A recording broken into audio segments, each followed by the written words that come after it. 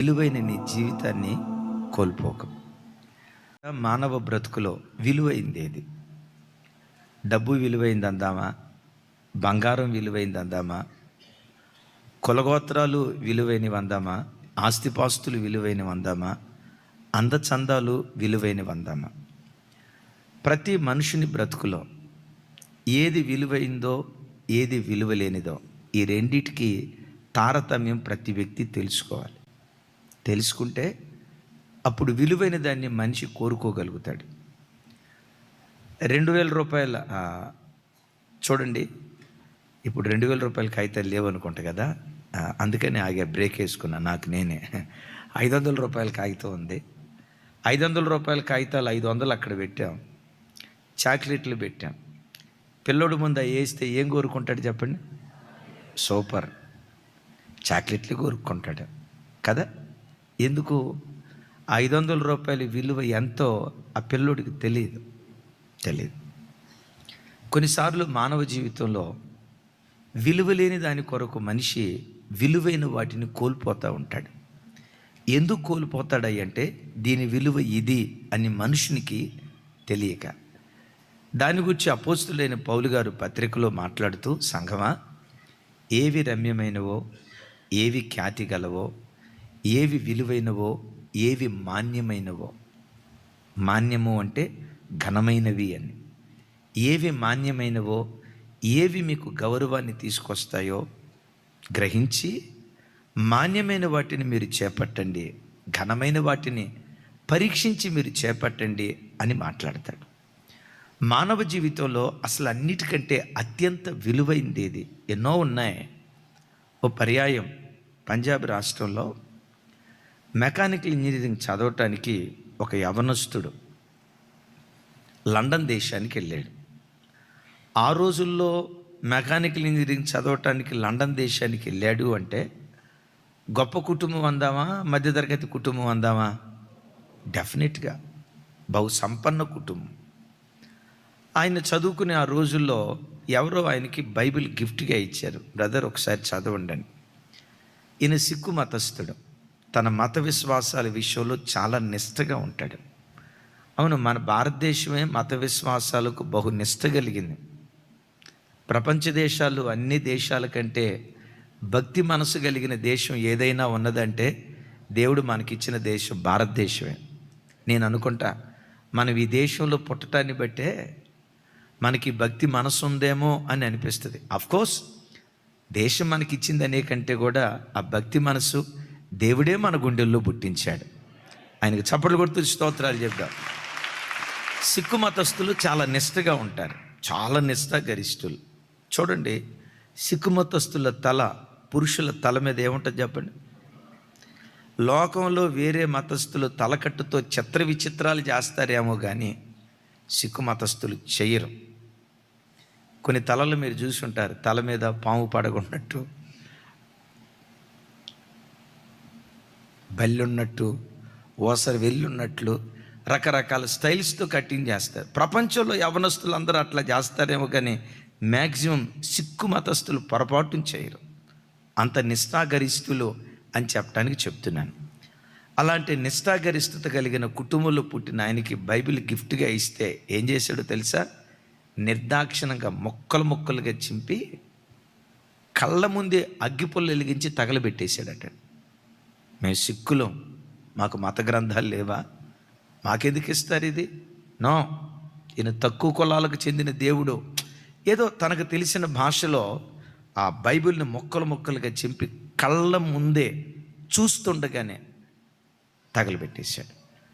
అయితే బైబిల్ అయితే తగలబెట్టాడు, కానీ బైబిల్ అట్ట ఉంది చూసారా, అట్ట. ఆ అట్ట చాలా అందంగా ఉండేసరికి అరే ఇది కాస్త అందంగా ఉంది, దీన్ని తగలబెట్టడం ఎందుకులే అని ఆ అట్ట సరిగ్గా చూడకుండా తన గదిలోకి తీసుకొచ్చి సెల్ఫ్లో పెట్టుకున్నాడట. కొన్ని దినాల తర్వాత ఆ సెల్ఫ్ సర్దుకుంటా ఉంటే ఈ బైబిల్ అట్ట కనపడింది.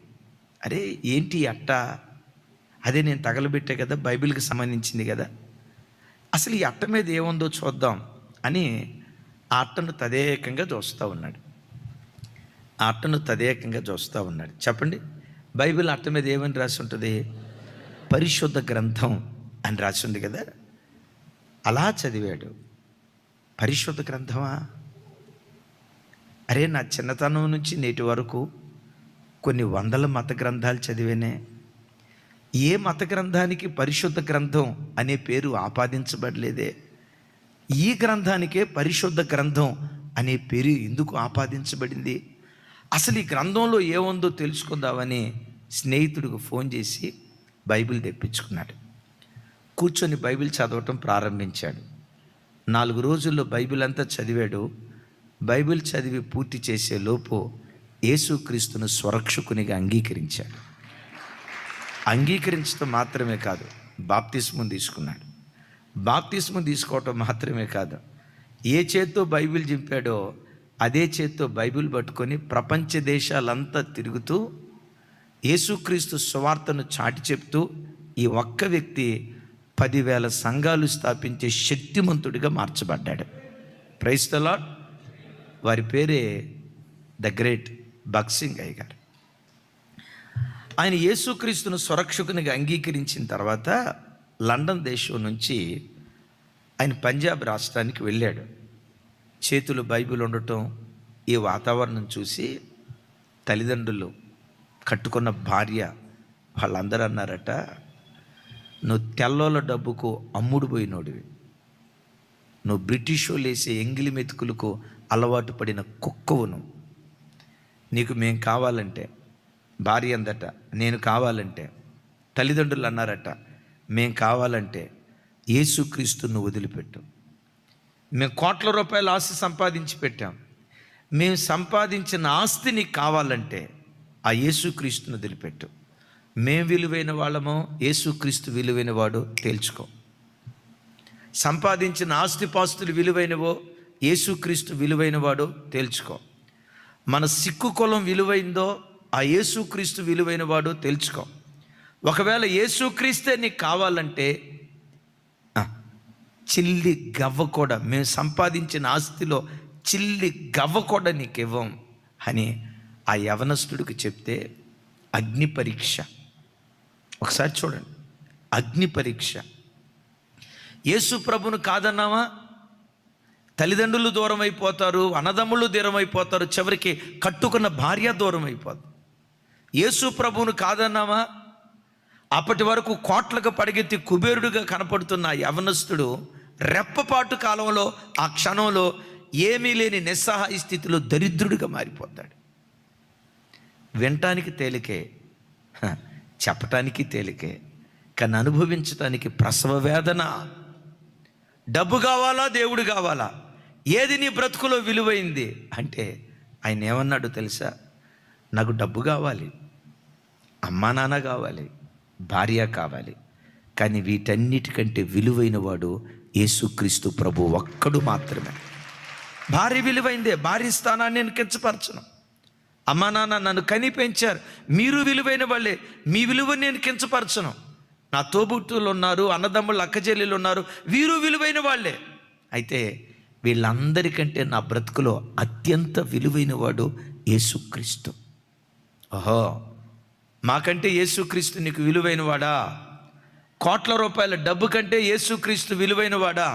సరే, ఆ విలువైన యేసుక్రీస్తు దగ్గరికి వెళ్ళు, చిల్లి గవ్వ కూడా నీకు ఇవ్వను, ఇక మా కుటుంబానికి రావద్దు, మేము మీకు తల్లిదండ్రులు కాదని వెలివేస్తే ఆ దైవజనుడు వాక్యం పట్టుకొని ఇందాక చెప్పే కదా, ఒక్క వ్యక్తి 10,000 సంఘాలు స్థాపించాడు.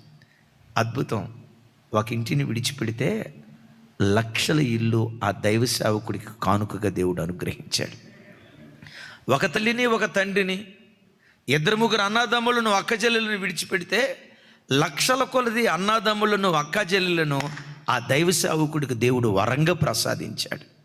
నేనంట తల్లిదండ్రులు ఇచ్చిన ఆస్తి కంటే అంతకంటే విలువైన ఆత్మలను పరలోక రాజ్యం కొరకు సంపాదించే ఒక ధ్రువతారగా ఆ దైవజనుడు వెలిగాడు.